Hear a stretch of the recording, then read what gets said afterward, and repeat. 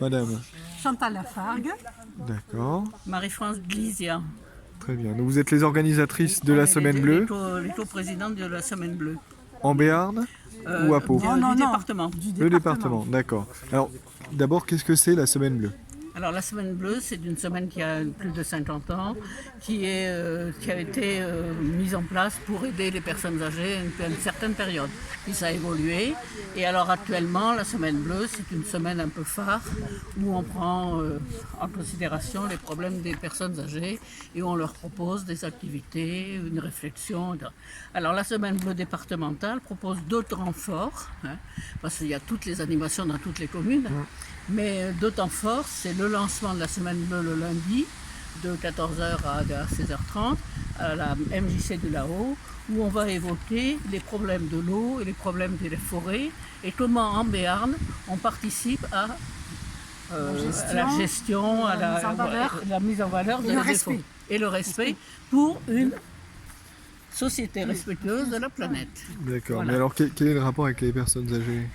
Parce que les personnes âgées font partie de la société et qu'elles ont le droit aussi de réfléchir sur des thèmes qui sont de la société. Donc chaque année on choisit un thème et cette année on a choisi ces deux problèmes qui sont quand même, on l'a vu cet été, de gros problèmes quand même mondiaux et comment en Béarn on gère un peu ce problème pour les années futures. Vous avez un exemple?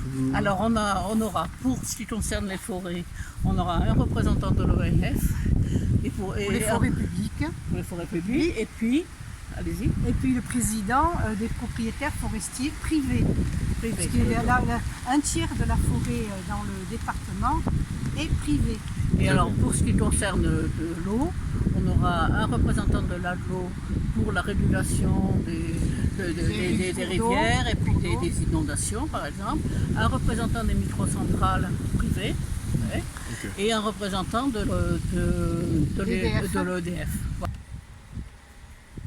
Et il y a donc un deuxième temps fort. Le deuxième temps fort pour la Semaine Bleue, c'est départemental, c'est à Mourins. Une année à Mourins, une année à Saint-Jean-de-Luz, on aussi. C'est quel jour? C'est le jeudi 11.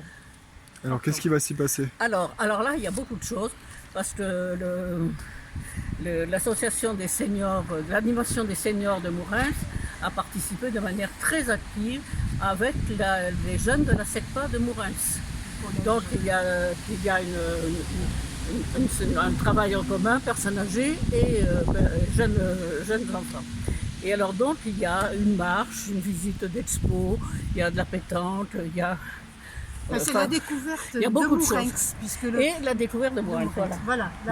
Puisque le service animation, le service sport, les services municipaux de Mourins se sont largement investis avec le collège. Tous les enseignants, même la principale du collège, sont très impliqués dans cette organisation pour faire découvrir Mourins et ses richesses, parce que Mourins est très peu connu.